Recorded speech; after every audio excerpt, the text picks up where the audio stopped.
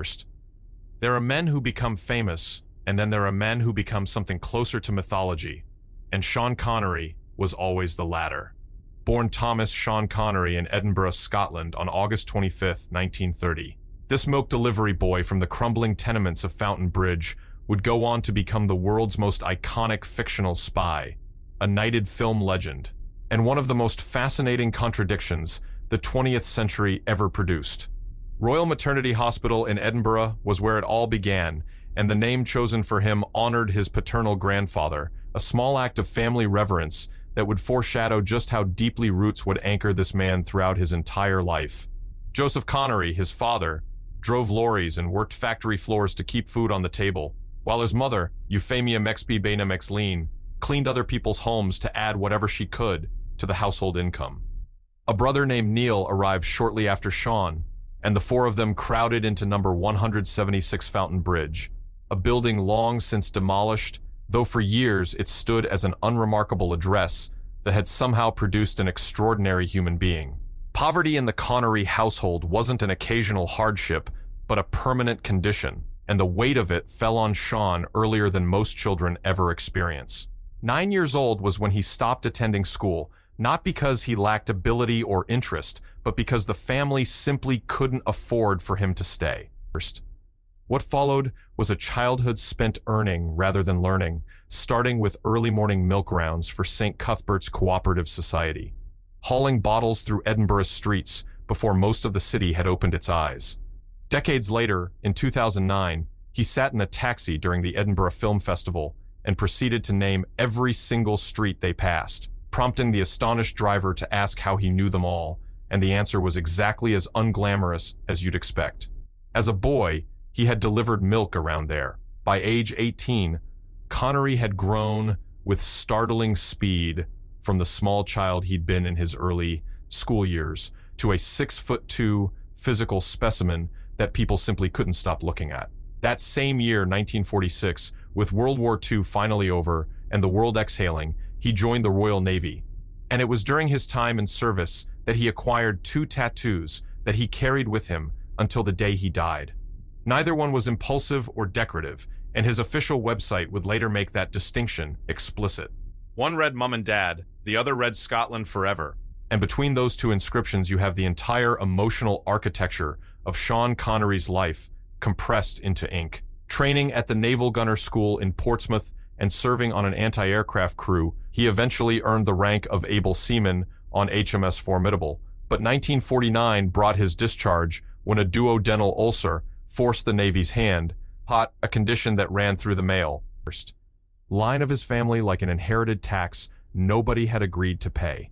Back in Edinburgh without a uniform and without a plan, Connery worked through a list of jobs that reads almost comically varied in retrospect. Lorry driver, lifeguard at Portobello swimming baths, laborer, and for a stretch that tends to stop people mid-sentence when they hear it, coffin polisher.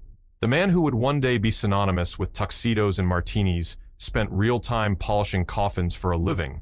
And that detail matters because it captures exactly the kind of distance between beginning and destination that makes his story worth telling. Artists modeling at the Edinburgh College of Art paid 15 shillings an hour and required nothing more than standing still and looking exactly the way he looked, which was, by all accounts, extraordinary. Richard DeMarco, a student at the time who painted several early pictures of Connery, described him as very straight, slightly shy, and too beautiful for words, calling him a virtual Adonis. And while that kind of language can sound like exaggeration, everyone who encountered Connery in those years seemed to reach for similar terms. Bodybuilding became a serious pursuit starting around age 18, and by 1951, he trained under Ellington, a former British Army gym instructor, developing the kind of physical presence that commanded rooms before he'd said a single word.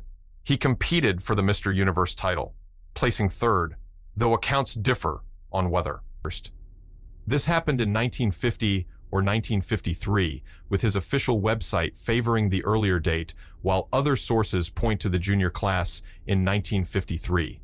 What ended his enthusiasm for competitive bodybuilding wasn't injury or boredom but frustration. specifically his complaint that the Americans who dominated these competitions refused to engage in the athletic activity he believed was fundamental to genuine fitness, bulking up on muscle mass alone and losing functional ability in the process. None of that mattered in the long run because football was pulling at him just as hard, and here the story takes a turn that might have rewritten everything. Bonyrig Rose had been his club as a boy, and his talent on the pitch was real enough that he received a trial with East Fife. During a match on tour, he played against a team managed by Matt Busby, the legendary figure who had built Manchester United into what it was, and Busby's assessment of the young Connery was apparently immediate and favorable. The offer that came was £25 a week, equivalent to roughly £882 in 2023 terms, which for a young man from Connery's background represented something close to security. Connery turned it down with reasoning that was characteristically clear-eyed. A top-class footballer could be finished by 30, and he was already 23, which left a window too narrow for comfort. He decided to become an actor instead, a decision he later called one of his more intelligent moves, delivered with the particular brand of dry understatement that would become his calling card. Getting from that decision to any kind of actual acting work required patience, hustle, and a string of fortunate encounters that Connery was smart enough to recognize and use. Backstage work at the King's Theatre in late 1951 got him inside the world of theater without yet being part of it, and that a bodybuilding competition in London in 1953 delivered the break, not because he won anything, but because another competitor happened to mention that auditions were being held for a touring production of South Pacific. Connery auditioned, landed a role as one of the chorus boys, poor, and when the production reached Edinburgh, he was elevated to Marine Corporal Hamilton Steeves, while understudying two of the juvenile leads, his weekly salary climbing from £2 to £14 and 10 shillings in the process. When the show returned the following year on the strength of popular demand, he was promoted again, this time to the featured role of Lieutenant Buzz Adams, a part that Larry Hagman had previously performed in the West End. Edinburgh in those years was not a gentle city, and Connery's time there during the South Pacific run brought him into direct conflict with the Valdor Gang, one of the most feared criminal organizations in the city. The first confrontation happened in a billiard hall when gang members attempted to take his jacket, and he refused to let them first. And what followed on his walk home was more dangerous still. 6 members of the gang trailed him through the streets, and rather than run or negotiate, Connery led them with deliberate calm to a 15-foot balcony at the Palais de Danse, where he launched his own attack, grabbing one man by the throat and another by the bicep and cracking their heads together. That incident spread through Edinburgh's streets immediately, and from that point forward the gang treated him with respect, granting him a reputation as a hard man that followed him long after he'd left the neighborhood behind. American actor Robert Henderson entered Connery's life during the Christmas 1954 season at the Opera House in Manchester, and the effect was lasting and specific. Henderson lent him Ibsen, specifically Hedda Gabler, The Wild Duck, and When We Dead Awaken, and pushed him toward Tolstoy, Joyce, Shaw, and Shakespeare with the kind of evangelical enthusiasm that either alienates people or transforms them, and in Connery's case, it transformed him. Speaking lessons followed Henderson's encouragement, and parts at the Marvel Theatre in London came through Henderson's connections, building a foundation stone by stone that would eventually support something much larger. Film had already brushed against him briefly, with an uncredited appearance in Herbert Wilcox's 1954 musical Lilacs in the spring alongside Errol Flynn and Anna Neagle, but Henderson pushed him toward treating acting as a craft, rather, first, than a day job.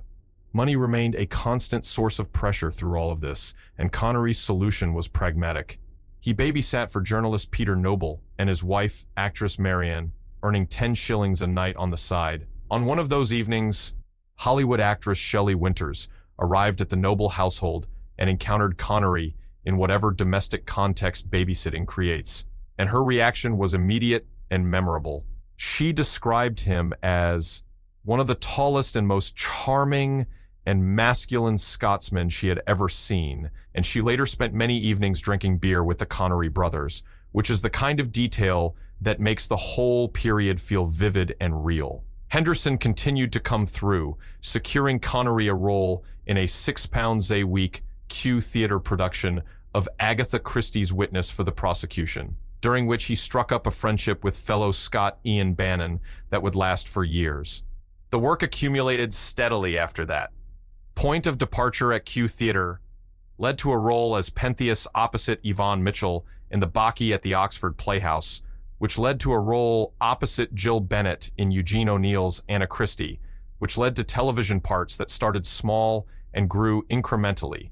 A brief appearance as a boxer in The Square Ring opened a door, and director Alvin Rakoff walked him through it, casting him in multiple roles in The Condemned, shot on location in Dover, Kent in 1956. A minor role as a hoodlum in the first Ladies of the Manor episode of the BBC police series Dixon of Dock Green followed. Then parts in Sailor of Fortune and the Jack Benny program, a special episode filmed in Europe. The trajectory wasn't dramatic, but it was consistent, and that consistency was quietly building towards something nobody could have predicted from the outside. James Bond changed everything, and the story of how Connery got the role is itself a small drama worth examining carefully. Producer Albert Broccoli was not immediately convinced, and neither was the character's creator. Ian Fleming, who had a precise mental image of the Commander Bond he'd built across his novels, looked at Connery and saw a muscular 6'2" Scotsman who he described as an overgrown stuntman, someone who lacked the refinement he believed the role demanded. What changed Fleming's mind was his girlfriend Blanche Blackwell, who told him plainly that Connery carried exactly the sexual charisma the part required, and Fleming, trusting her judgment, reconsidered. The person responsible for getting Connery through Broccoli's door in the first place was Dana Broccoli, Cubby's wife, who persuaded her husband that this rough-edged Scotsman was not a liability but an asset. After the successful premiere of Dr. No, Fleming was so thoroughly converted that he wrote Connery's Scottish heritage directly into the character's biography, establishing in his 1964 novel, "You Only Live Twice," that Bond's father had come from Glen Co. in the Scottish Highlands. Between 1962 and 1967, Connery played 007 in Dr. No. From Russia with Love, Goldfinger, Thunderball, and You Only Live Twice, 5 consecutive films produced by Eon Productions, each one commercially successful, and each one adding another layer to the cultural phenomenon the character was becoming. Director Terrence Young shaped much of what made Connery's Bond feel like Bond, rather than simply an action hero in a suit, taking him to dinner, teaching him how to walk, how to talk, even how to eat, according to actress Lois Maxwell, who played Miss Moneypenny across many of those early films. The training showed, after Dr. No opened, Connery received thousands of fan letters weekly and became a sex symbol on a global scale that very few actors in history have ever matched. Film critic Peter Bradshaw wrote that the line Bond, James Bond, delivered with what he called icily disdainful style in full evening dress with a cigarette hanging from Connery's lips, stands as the most famous self-introduction of any character in movie history. And the American Film Institute would later rank that portrayal as the third greatest hero in cinema history. The problem was that none of that adoration translated into satisfaction for Connery himself, and the pressure the franchise placed on him grew more suffocating with each film.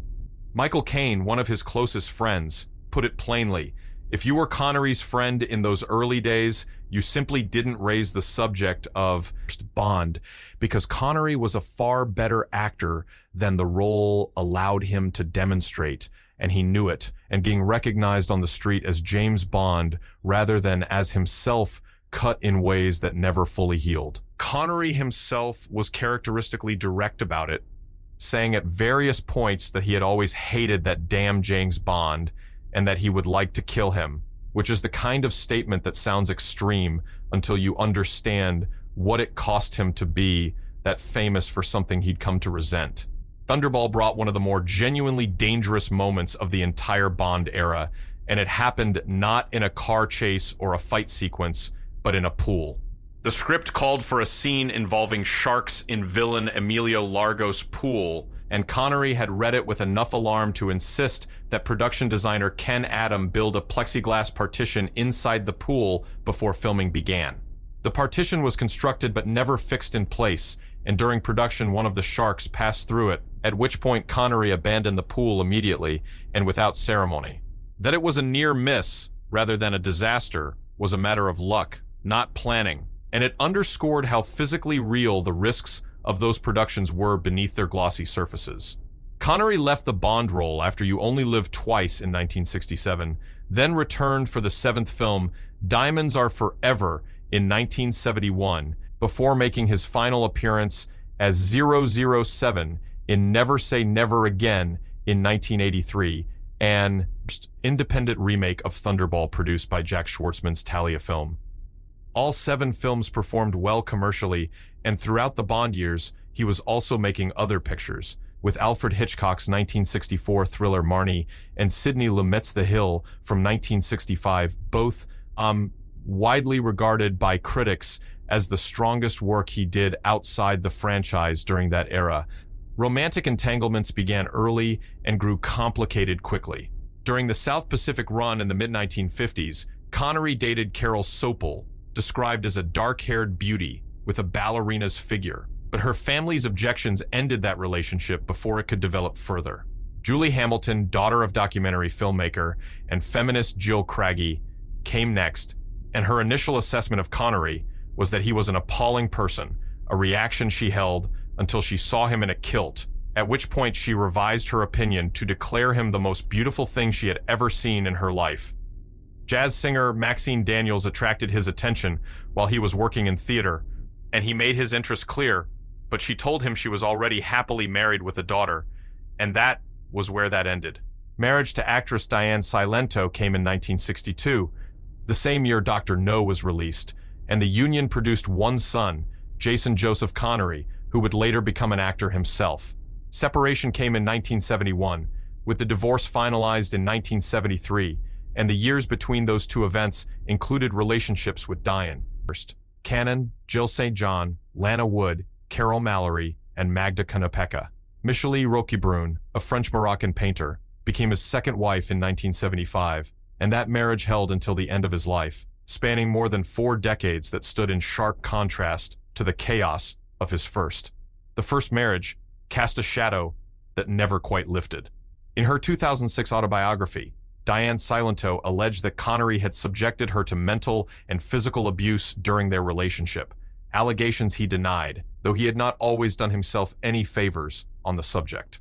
A 1965 Playboy interview had produced the statement that he didn't think there was anything particularly wrong with hitting a woman, though he didn't recommend doing it the same way you'd hit a man, and a 1993 Vanity Fair piece quoted him describing women who take things to the wire as looking for the ultimate confrontation and wanting a smack. By 2006, he had publicly stated that no level of abuse of women was ever justified under any circumstances, but the earlier words had been heard by people who remembered them, and apologies can only travel so far.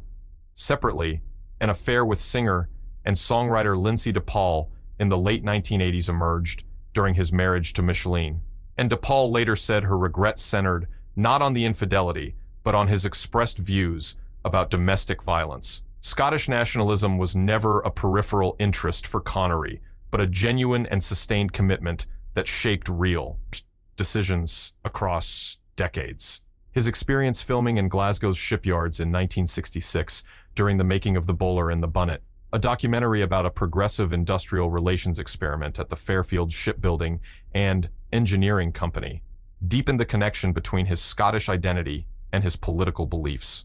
Scottish National Party membership followed, along with financial support and personal appearances that continued for years, and in 1967, he wrote to George Leslie, the SNP candidate in the Glasgow Pollock by-election, expressing his conviction that Scotland had the resources and skills to build a prosperous, vigorous, modern self-governing nation that deserved the respect of others. That financial support continued until 2001, when UK legislation prohibiting overseas funding of political activities made it legally impossible for him to continue given his overseas residency. That residency was itself a source of ongoing controversy. Critics pointed to it as evidence that his Scottish patriotism was performative, the flag-waving of a man who had carefully arranged his finances to avoid contributing to the country he claimed to love. In 2003, Connery released documents showing he had paid £3.7 million in UK taxes during specific periods between 1997 and 2003, but critics countered that continuous UK residency would have produced a substantially higher bill, which the documents proved rather than disproved the point. In the run-up to the 2014 Scottish independence referendum, his brother Neil confirmed that Connery would not travel to Scotland to campaign for independence because his tax exile status strictly limited the number of days he could legally spend there. The irony was plain and unavoidable. Scotland's most famous independence advocate couldn't risk spending too much time in Scotland. Spanish authorities added another chapter to the financial complications after Connery sold his Marbella villa in 1999, launching a tax investigation that alleged the Spanish treasury had been defrauded of €5.5 million. Connery was ultimately cleared by officials, but his wife Micheline and 16 other individuals faced charges of attempting to defraud the Spanish treasury, producing years of legal proceedings that added further texture to a public image already layered with contradiction. Golf occupied a significant portion of his private life, and he took it seriously in the way he took everything seriously once he'd committed to it. His friend Ian Stewart, the Scottish industrialist who had given him the documentary opportunity that sparked his political journey, introduced him to the game. English professional Peter Alliss gave him lessons before the filming of Goldfinger in 1964, which included a scene where Bond played golf against villain Auric Goldfinger at Stoke Park Golf Club in Buckinghamshire. Jack Nicklaus, who collaborated with Connery and racing driver Jackie Stewart on the opening of the PGA Centenary course at Gleneagles in Scotland in May 1993, said Connery was a pretty darn good golfer and that they had played together several times, which is not the kind of endorsement Nicklaus handed out lightly. Football loyalty shifted in ways that raised eyebrows in Scotland, where such shifts are never treated as casual. His father had introduced him to Celtic FC as a lifelong fan of the club, and Connery carried that affiliation for years before switching allegiance to Celtic's fiercest rivals, Rangers FC, after developing a close friendship with Rangers chairman David Murray. In Glasgow, that kind of switch carries social weight that doesn't translate easily to those who haven't grown up inside it, and Connery's switch was noted and discussed accordingly. An honorary rank of Shah Dan, First Dan, in Kyokushin Karate recognized both his physical capability and his discipline in a more formal way. And on July 5, 2000, the Queen knighted him at an investiture ceremony at Holyrood Palace in Edinburgh, completing an honor that had been nominated and withheld twice before, in 1997 and 1998, reportedly because of his outspoken political views and his support for Scottish independence. The establishment eventually relented, which says something either about the irresistibility of his achievements or the particular calculations of those doing the considering. Roles he turned down in the later stages of his career constitute a list that still produces a kind of stunned silence. Gandalf and Peter Jackson's Lord of the Rings trilogy was declined because, as Connery explained it, he didn't understand the script, and the financial consequence of that decision was staggering. He had been offered $30 million plus 15% of the worldwide box office, an arrangement that would have generated approximately $450 million, given how those films performed. Albus Dumbledore in the Harry Potter series was also declined, as was a role in the Matrix trilogy. None of these decisions appeared to trouble him particularly. The League of Extraordinary Gentlemen, which he described as a production going off the rails with the director, Stephen Norrington, who he suggested should be locked up for insanity, led him to announce his retirement from acting rather than continue subjecting himself to that kind of experience. The American Film Institute's Lifetime Achievement Award arrived on June 8, 2006, and he used the occasion to confirm the retirement publicly. When asked in 2007 whether he would return for the fourth Indiana Jones film, his response was short and definitive: "Retirement is just too much damned fun." Voice work drew him back in 2005 when he recorded voiceovers for the From Russia with Love video game, with recording producer Terry Manning in the Bahamas, providing both his voice and his likeness for a Bond project that suggested his relationship with the character had mellowed over the years into something. First, approaching acceptance.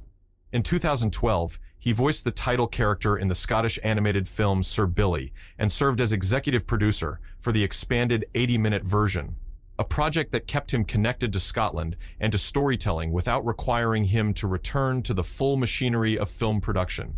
Nassau in the Bahamas, specifically the Lyford Cay community, was where his final years were spent quietly and increasingly privately, with Micheline nearby and his son Jason aware that his health had been declining for some time. October 31st, 2020 was when Sean Connery died in his sleep, aged 90, with his family making the announcement and Eon Productions releasing a statement that declined to specify the cause of death. A day after the announcement, Micheline revealed that dementia had taken hold in his final years. A death certificate obtained by TMZ a month later listed the cause as pneumonia and respiratory failure, with the time of death recorded as 1:30 a.m. in the morning. Cremation followed, and in 2022, his ashes were scattered in Scotland at locations his family chose not to disclose, a final homecoming for a man who had spent his entire adult life insisting, through every financial controversy and political complication, that Scotland was where his identity lived. The honors that came to him over the years, and the ones that arrived after his death, sketch an outline of how Scotland chose to remember him. A 2004 poll in the UK Sunday Herald named him the greatest living Scot. A 2011 Euro Millions survey called him Scotland's greatest living national treasure. And in 2024, the Edinburgh International Film Festival established the Sean Connery Prize for Feature Filmmaking Excellence, a £50,000 award given annually to the makers of a film chosen by audience, vote from a short list of 10 feature films receiving their world premieres at the festival, a prize that carries his name forward in the city where a boy once delivered milk before dawn and learned every street by heart. Sean Connery was never a simple man, and remembering him simply would be a kind of disservice to the actual complexity of what he was.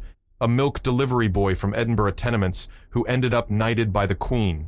A coffin polisher who became a global sex symbol. A devoted Scottish nationalist who spent most of his adult life in the Bahamas. A man who turned down $450 million because he didn't understand a script. Flawed in ways that cannot and should not be minimized, gifted in ways that remain astonishing to consider, and possessed of a presence that made something happen whenever he walked into a room or onto a screen that simply didn't happen with other people. The world called it Bond. But it was always, underneath everything else, just the boy from Fountain Bridge who refused absolutely to be anything less than exactly himself.